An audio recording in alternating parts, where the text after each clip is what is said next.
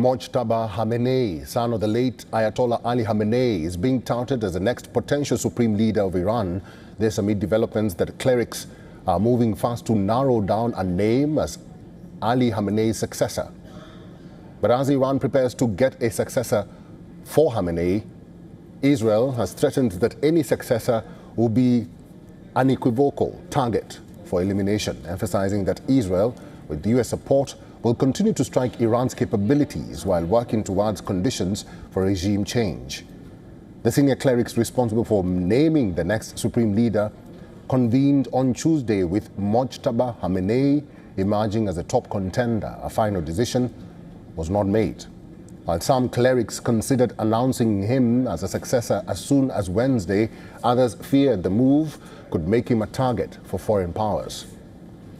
According to reports, the Assembly of Experts held two virtual meetings on Tuesday, one in the morning and the other in the evening. At the same time, Fars news agency affiliated with the IRGC said that Israel struck a building in Qom where the Assembly had planned to convene and elect the new supreme leader, but the building was empty.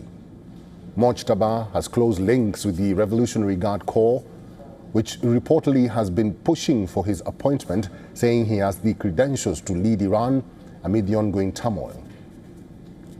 Meanwhile, speaking in Washington, President Trump said many prospective Iranian leaders his government had considered were now dead. He also warned that in a worst-case scenario, the next leader could be as bad as the former one.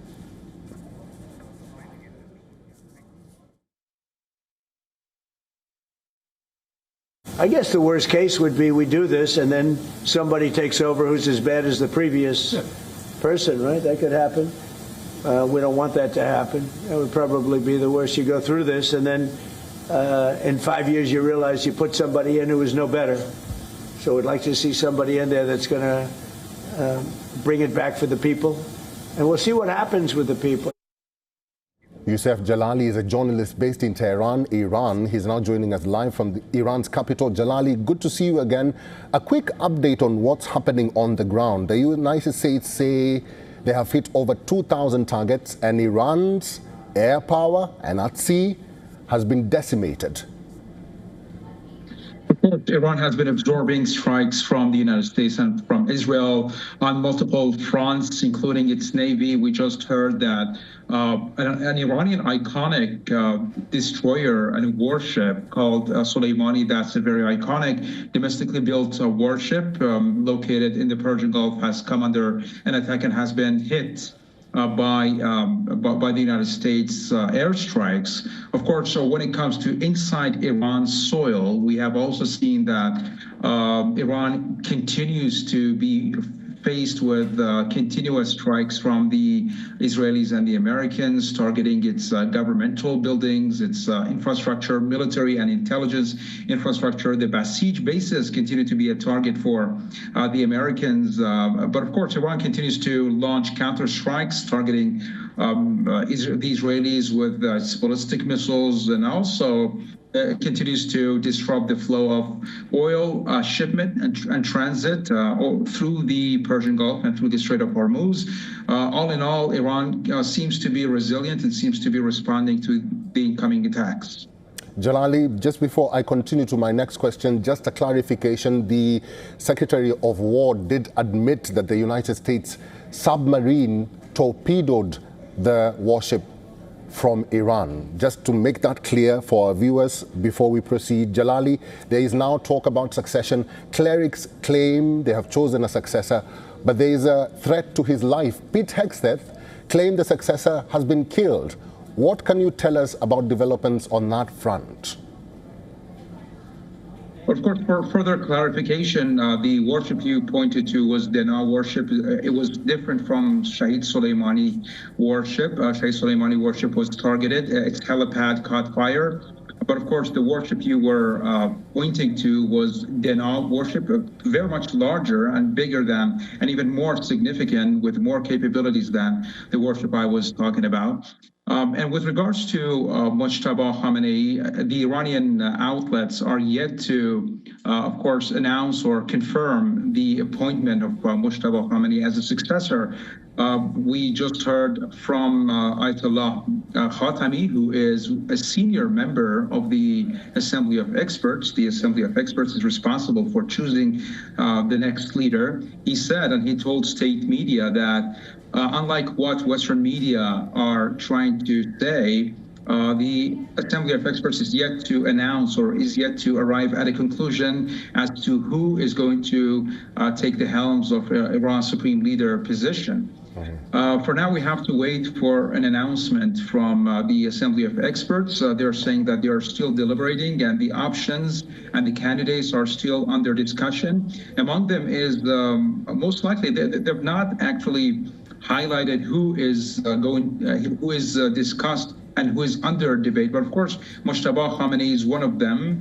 Definitely he's one of them. But there are speculations about whether or not Hassan Rouhani would be also a viable option, or Hassan Khomeini, the grandson of Ayatollah Khamenei, who's the founder of the Islamic Republic. But of course, they're keeping it under wraps for now, either because of operational silence. We can regard it as an operational silence, given the fact that the Israelis and the Americans have hinted at targeting the next Iranian leader. Anyone who is going to be the next leader would be in the crosshairs of the Israelis and the Americans, or maybe there have been some internal disagreements, because the first time we heard the news, it came from Iran International. It's a London-based Persian media outlet, and they claimed that Mojtaba was chosen under duress and under pressure from the IRGC, because Mojtaba Khamenei is very much close to the Islamic Revolutionary Guard Corps circles. He held and he had very close ties to the late Iranian General Soleimani, who was targeted by the United States back in 2020, and they held very much close ties. And this is what has made him a controversial figure, especially when it comes to the reformist camp. The reformist politicians are accusing Mojtaba of maintaining hardline positions, and they're accusing him of having ties to the suppression establishment, the suppression establishment, and the intelligence entities that were responsible for quelling the protests that erupted back in 2009 following the controversy over the election of the Iranian president back then. Well, Jalali, Donald Trump did say yesterday that he's afraid that Iran is going to choose a successor who's even worse than Khamenei. Do you actually think, and very quickly so, that Mojtaba is the right candidate to take over his father?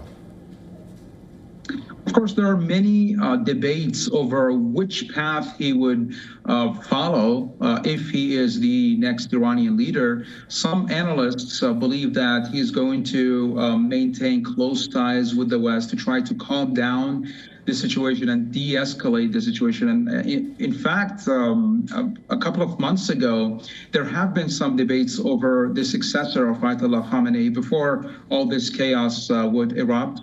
Many believe that Mojtaba Khamenei was actually the de facto Iranian supreme leader even back then, and he was actually responsible for starting and initiating the nuclear talks with the United States and the resumption of the nuclear talks with the United States. There have been some chatters about the potential reopening of the U.S. Embassy in Tehran after more than 47 years of closure. And there are some speculations or some analyses, so to speak, about his hardline position towards the United States. Some believe that he's even more hardline and more conservative than his father. All right, Youssef Jalali, it's good to see you again. We'll have to end this discussion there. Thank you for talking to us today. Anytime.